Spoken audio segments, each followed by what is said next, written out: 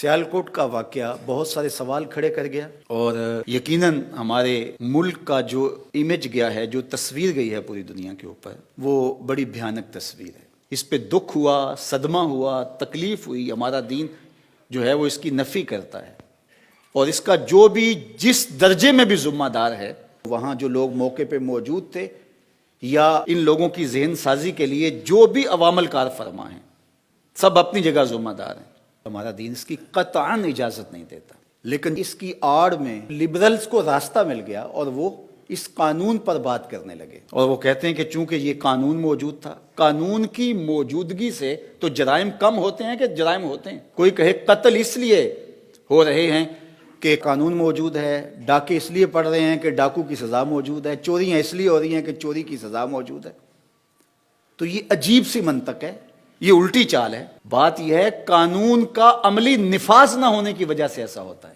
جرائم اس لیے ہوتے ہیں کہ قانون عملی طور پہ نافذ نہیں ہوتا۔ جہاں چور کے ہاتھ کاٹے جاتے ہیں وہاں چوری نہیں ہوتی، جہاں قاتل کا سر کاٹا جاتا ہے وہاں قتل نہیں ہوتے، جہاں ڈاکو کو چوراہے میں لٹکایا جاتا ہے وہاں ڈاکے نہیں ہوتے۔ تو یہ ایک عجیب کہانی ہے کہ چونکہ قانون یہ موجود ہے ناموس رسالت کا، تو اس لیے ایسا ہو رہا ہے۔ قانون پر تو آج تک عمل درآمد نہیں ہوا۔ تو یہ بھی انتہا پسندی کی ایک صورت ہے۔ ایک مذہبی جنونیت اور مذہبی انتہا پسندی ہے، اور دوسری یہ لبرل کی انتہا پسندی ہے۔ کوئی بھی بات ہو تو اس کو اس سے جوڑ دیا جاتا ہے، اور ملک کو بھی بدنام کیا جاتا ہے۔ دین اسلام کو بدنام کرنے کا کوئی موقع ہاتھ سے نہیں جانے دیا جاتا۔ بلکہ میں ایک بات کہتا ہوں کہ ان لوگوں کو پھانسی کے پھندے پہ لٹکایا جائے جنہوں نے یہ جرم کیا ہے، جنہوں نے ایک غیر ملکی شہری کو نہ صرف ماورائے عدالت قتل کیا، اس کی لاش کی بے حرمتی کی جس کی اسلام اجازت نہیں دیتا۔ تو جنہوں نے یہ عمل کیا ان کو چوراہے میں لٹکایا جائے۔ اور کتنے لوگ ہیں جو توہین رسالت کے مرتکب قرار پائے اور ان کو سزائے موت ہوئی ہے اور ابھی تک ان کو سزا نہیں دی، ان کو بھی جو ہے وہ چوراہے میں لٹکا دیا جائے۔ دونوں کو اکٹھا لٹکا دیا جائے، دیکھنا نتیجہ کیا آتا ہے۔ نہ کوئی اہانت رسول کرے گا اور نہ یوں کوئی قانون کو ہاتھ میں لے گا۔ اور دوسری بات میں اور کرنا چاہتا ہوں، انگلیوں پر گنے ہوئے کچھ لوگ ہیں جو مغرب کے وظیفہ خور ہیں، اور وہ مختلف جگہوں پہ بیٹھ کر کے جو ہے وہ اس قانون کے خلاف اور ان چیزوں کے خلاف بات کرتے ہیں۔ وہ چند لوگ ہیں، وہ حکومت بھی جانتی ہے، ادارے بھی جانتے ہیں، جو مغرب کے وظیفہ خور ہیں اور جن کو ڈیوٹی دی گئی ہے۔ اس کے علاوہ باقی لوگ میں مطمئن نہیں کر پایا، ان کے سوالوں کا جواب نہیں دے پایا، میں علمی طور پہ کمزور تھا، انہوں نے بات کی، میں آگے سے غصے میں آ گیا، لڑنے لگ گیا، تو وہ میرے سے بدظن ہو کر کے وہ سمجھنے لگے کہ اس مسئلے کے اندر جان نہیں ہے، تو وہ تھوڑے سے غلط فہمی میں مبتلا ہو گئے۔ تو ہم ان کو جو ہے وہ دائرہ اسلام سے خارج نہیں کر سکتے، اور ان کو دین کا غدار نہیں کہہ سکتے۔ ان کی ذہن سازی کرنا ہماری ذمہ داری ہے۔ ممبر و محراب کے اوپر بیٹھے ہوئے لوگوں کی ذمہ داری ہے کہ ان کی ذہن سازی کی جائے، نہ یہ ہے کہ ان کو لبرل کہہ کے دھکا دے دیں اور ان کو ان کے ساتھ کھڑا کر دیں۔ انہوں نے ان پہ محنت کی، یہ گرے ایریا ہے بہت سارا، جو محنت کرے گا وہ ان کے ساتھ جا کے کھڑے ہو جائیں گے۔ تو ہم لبرلز کو ایک نیا فرقہ بنا کر کے اس قوم کی تقسیم نہ کریں۔ ممبر و محراب کو اپنی ذمہ داری سمجھنی پڑے گی۔ ہمارے اندر جو کوتاہیاں ہیں ان کوتاہیوں کو دیکھنا پڑے گا اور ان کو دور کرنا پڑے گا۔ علمی کمزوریوں کا ہمیں کوئی ازالہ کرنا پڑے گا۔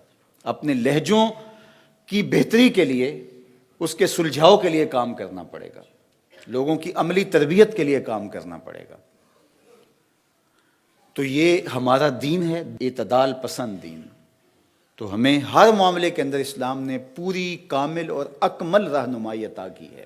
تو اس لیے ہمارا دین ان چیزوں کی قطعاً کوئی اجازت نہیں دیتا کہ ہم اس طرح سے جو ہے وہ محض ایک الزام پر کسی شخص کو پکڑ کے گھسیٹ کے چوراہے میں لے آئیں، اس کی ہڈیاں توڑ کے رکھ دیں، اور پھر اس کی لاش کو آگ لگا کر کے۔ کیا منظر ہوا ہوگا جب یہاں سے راکھ گئی ہوگی اس ملک کے اندر، اور وہاں کے مسلمانوں کے ساتھ اگر کوئی رد عمل کے طور پہ کچھ ہوتا ہے تو کیا ہم اس کے ذمہ دار نہیں ہوں گے؟ یا اس کے بدلے میں دوبارہ اہانت رسول ہوتی ہے تو کیا ہم اس کے ذمہ دار نہیں ہوں گے؟ آقا کریم نے فرمایا کوئی اپنے ماں باپ کو گالی نہ دے، تو صحابہ نے کہا یا رسول اللہ کوئی اپنے ماں باپ کو بھی گالی دیتا ہے؟ تو فرمایا تم کسی کے ماں باپ کو گالی دو تو وہ رد عمل کے طور پہ تمہارے ماں باپ کو گالی دے۔ تو کوئی ایسا عمل نہ اختیار کیا جائے کہ جس سے ہمارے آقا و مولا کی اہانت کا پھر دروازہ کھل جائے۔ تو یہ بہت حساس معاملہ ہے. اس کائنات کا سب سے حساس معاملہ حضور علیہ الصلوۃ والسلام کی ناموس کا معاملہ ہے. لیکن اس معاملے کے اندر بہت ساری ہم سے کوتاہیاں ہوئی ہیں. کاش کہ ہم باشعور ہو جائیں. آنے والا دور اللہ بہتر فرمائے، اس ملک کے لیے بہتر کرے، امت مسلمہ کے لیے بہتر فرمائے. اور اللہ ہمیں سمجھداری کے ساتھ، متانت کے ساتھ، سنجیدگی کے ساتھ اور ہر معاملے کے اندر سوچ سمجھ کے قدم آگے اٹھانے کی توفیق ارزانی فرمائے. اپنی طبیعتوں سے بدگمانیاں نکالیں. ذاتی رنجشوں کو کبھی بھی حضور کی ناموس سے نہ جوڑیں. اس سے بڑی بدکاری اور کوئی نہیں ہو سکتی ہے. یہ کتنی حساس بارگاہ ہے. اور میں اپنی دشمنی جو ہے وہ اس بات پہ نکالوں، کسی تنظیم سے میری دشمنی ہے، کسی فرد سے میری دشمنی ہے، کسی برادری سے میری دشمنی ہے، کسی شخص سے میری دشمنی ہے، تو میں صرف اس بات پر کہہ کے اپنا غصہ اس پہ نکال لوں، اس سے بڑی بدکاری نہیں ہوگی. تو یہ بدکاریاں جب ہوتی ہیں اور اس طرح کے معاملے ہوتے ہیں پھر قومیں تباہ ہو جاتی ہیں. تو اللہ کے محبوب علیہ السلام کا یہ فرمان سن لیجئے. آقا کریم نے فرمایا وَإِيَّاكُمْ وَالْغُلُوَّ فِي الدِّينِ وَإِنَّمَا أَهْلَكَ مَنْ كَانَ قَبْلَكُمْ الْغُلُوُّ فِي الدِّينِ. فرمایا دین میں انتہا پسندی سے بچو. تم میں سے پچھلی قومیں انتہا پسندی کی وجہ سے ہلاک ہو گئے. اس انتہا پسندی نے قوموں کے تشخص کو مٹا دیا، قوموں کے تشخص کو جو ہے وہ ختم کر کے رکھ دیا. تو آج ہمارا جو تشخص ابھرا ہے وہ اچھا نہیں ہے. یہ جو پکچر آ رہی ہے اسکرین کے اوپر، یہ ہماری تصویر نہیں ہے.